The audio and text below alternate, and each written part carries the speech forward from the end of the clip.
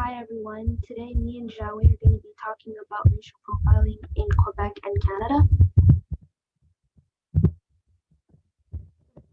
Of content, so we're going to talk about the definition, the history, and our main focus is on African Canadians, so driving while black, the impact of racial profiling, policing, and then in conclusion, we're going to talk about the single story, solutions, and then our personal connections. So why this topic? We chose to do this topic because there is an increased rate of racial profiling in Canada.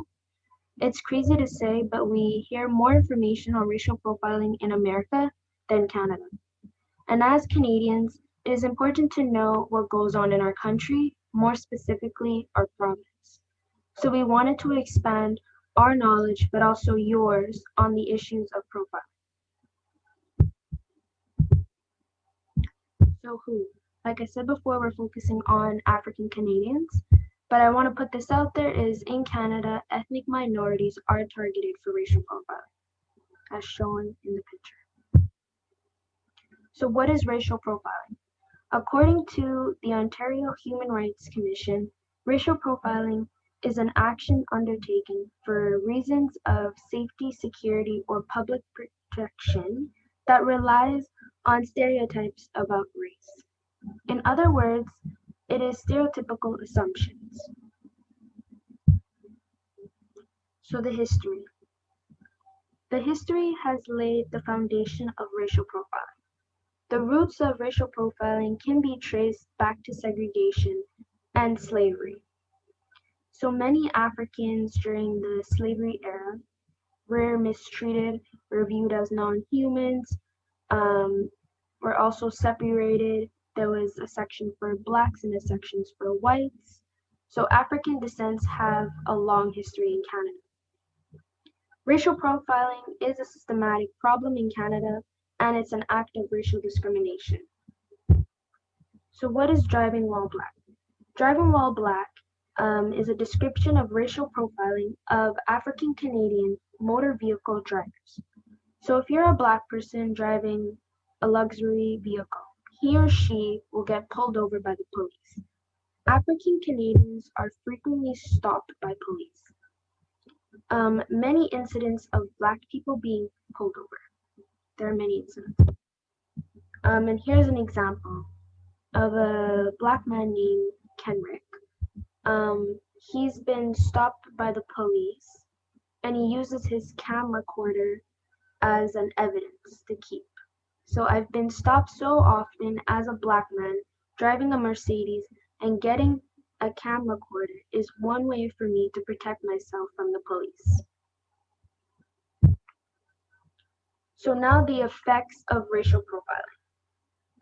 Studies have shown that it affects African Canadians, emotionally, psychologically, mentally, financially, and physically. The psychological effects include post-traumatic stress disorder and other forms of stress. African Canadians live in constant fear of enduring the humiliation of being targeted by police for no apparent reason other than the color of their skin.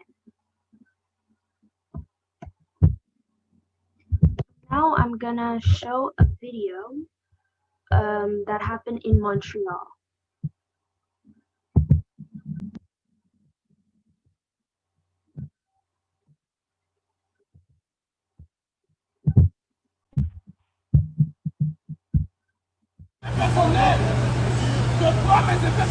This arrest all started when a 24-year-old black man says police stopped him, claiming he ran a yellow light. Arrête! C'est quoi ton problème? Lamine Nkwenji says he was trying to comply with police, but after handing over his papers, things turned violent. Miriam Vaillancourt recorded the whole altercation from her balcony. Lamine saw one of the officers shuffling in his vest, and he said, are you going to spray me? And the officer said yeah. And then he started spraying him. Vaillancourt says Nkwenji was then violently pulled out of the vehicle. They were pushing him against his car and dragging him with his arms behind his back really tight, and then to drag him all the way on the side of the street against a wall. Vaillancourt says it was only after more bystanders and other police arrived that things settled down. Laissez-le s'asseoir! Nkwenji has been advised not to speak publicly about the incident, but in a written statement to Global News, he says after being removed from the car, I cried and shouted, I needed air and water, and the police officer said no water for you. Foniemi, the executive director of CRAR, says violent arrests like this are far too common. It's a pattern we've seen so often, year after year. It happens here in Montreal, in Laval, outside of the greater Montreal region. It's something that has to be avoided. Should have been avoided. Vaillancourt says she wasn't able to sleep after witnessing everything. It's still shocking, and it will be shocking forever. I won't get over it. I don't think you can get over like such injustice like that. Nkwenji was ticketed for running a yellow light and obstruction of justice. His car was also impounded because police say he had unpaid traffic fines. He has a court date set for August 24th. Global News reached out to the SPVM, but they declined to comment on the incident. Montreal police will unveil their new policy regarding street checks on July 8th. An independent report released last fall found that there's systemic bias when it comes to street checks within the police. Cuvino Duro, Global News.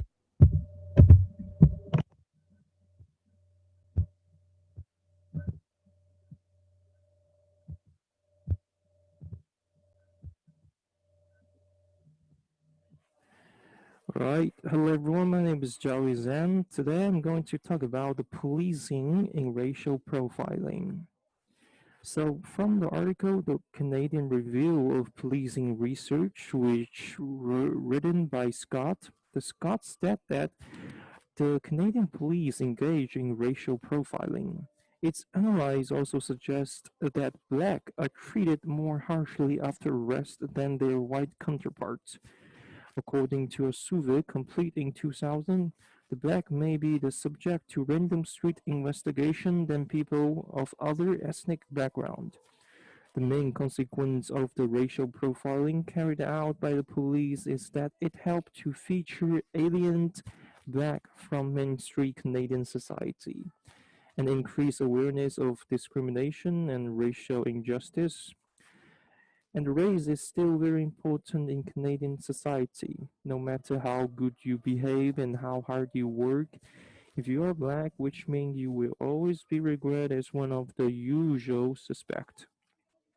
And from this data, we can see in an arrest, 25% of the time compared to 6.7% for white and 6.7% for other, where police draw their weapon while arresting, and 33.3% police use of force on African Canadian, and 28.1% of African Canadian report having been stopped by police compared to 80.2% of white.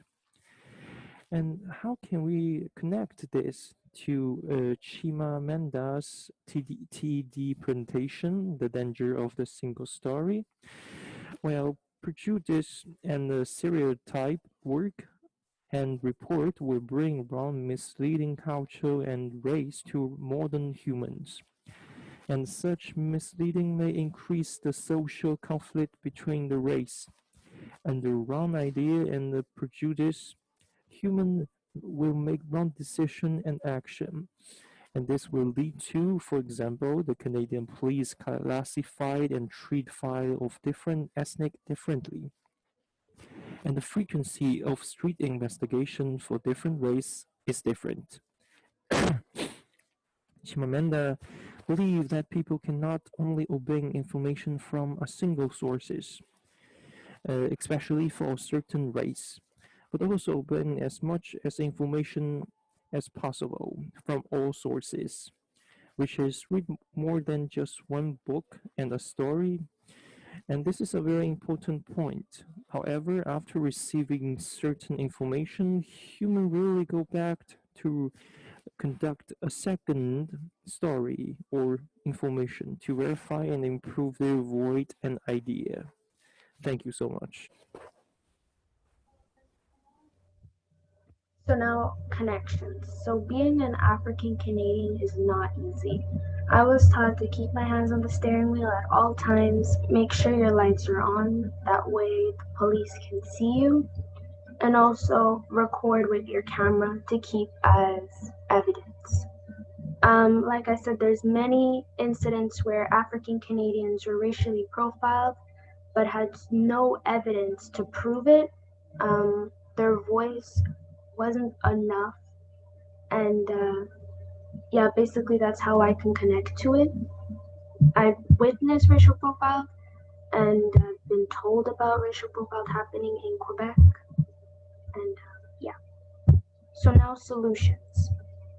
Me and my partner, we found that hiring more African Canadian police officers should be more holistic in their perceptions of African Canadians, more positive treatment by police, more training in communication and self management, more exposure to everyday African Canadian community life, more effort on the part of the police to know African Canadians as human beings, and these solutions help reduce racial profiling in Quebec and Canada.